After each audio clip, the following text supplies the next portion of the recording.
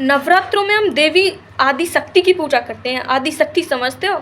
आदि शक्ति का मतलब ये नहीं है आदि नारी या आदि नर। आदि शक्ति का मतलब है आदि मतलब शुरुआत और शक्ति मतलब पावर। जो इस ब्रह्मांड की सबसे पहली शक्ति है उसे कहते हैं आदि शक्ति, जिसकी वजह से ये ब्रह्मांड बना है और जिसकी वजह से ये ब्रह्मांड हमेशा संतुलित रहता है। हमारे हिंदू धर्म में ये मान्यता है कि जब 9 देवियों की हम पूजा करते हैं, नवरात्रि आते हैं, तो तभी हमारा ब्रह्मांड क्रिएट हुआ था। और ये सच भी है। जो बिग बैंग की थ्योरी है वो बिल्कुल हमारी 9 दुर्गाओं के रूप से एकदम हूबहू मिलती है। देखो, सबसे पहले आती है शैलपुत्री। शैलपुत्री मतलब शैल, सबसे छोटी इकाई, और ब्रह्मांड की सबसे छोटी इकाई है पहाड़, पर्वत मतलब पत्थर, ठीक है। उसके बाद आती है ब्रह्मचारिणी। उसके बाद क्या हुआ कि वो अपनी शक्ति को स्टोर करने लगे, एनर्जी स्टोर करने लगे। चंद्रघंटा, एनर्जी स्टोर हो चुकी है और वो संकुचित होने लगी है।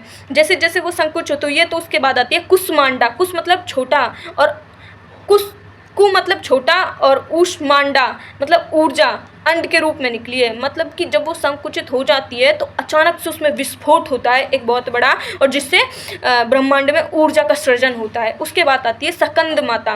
सकंद मतलब कि ग्रुप, समूह, ठीक है। तना, पेड़, जैसे पेड़ का तना या धड़, मतलब क्या है कि सूर्य तो बन गया, एनर्जी निकली है, तो उसके बाद क्या बने, छोटे छोटे ग्रह बन गए हैं उसके। उसके बाद आती है कात्यायनी। समझना इसका मतलब, कात्य मतलब गोत्र, ठीक है। उसके वंश मतलब उसी के वंशज, यानी मतलब जैसे उसके छोटे छोटे वंशज ऐसे हुए जैसे कि उल्का पिंड, ठीक है, और खगोलीय पिंड, क्षुद्र ग्रह आदि, बौने ग्रह, ऐसे। उसके बाद आती है कालरात्रि। कालरात्रि का मतलब ब्लैक होल, आप सभी जानते होंगे, उसमें सब कुछ समा जाता है और सब कुछ खत्म हो जाता है। और उसके बाद आती है महागौरी, जो फिर से क्रिएशन करती है।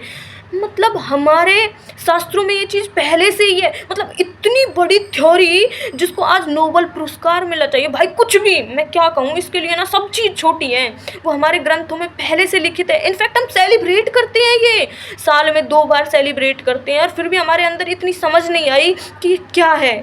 बस इतना फ़र्क रह गया कि वो समझ गए और हम समझ नहीं पाए। मतलब हमारा सोच के देखो, हमारा जो ज्योतिष विज्ञान था, भाई हमारी शिक्षा कितनी बड़ी रही होगी, हम समझ नहीं सकते ये चीज़ को।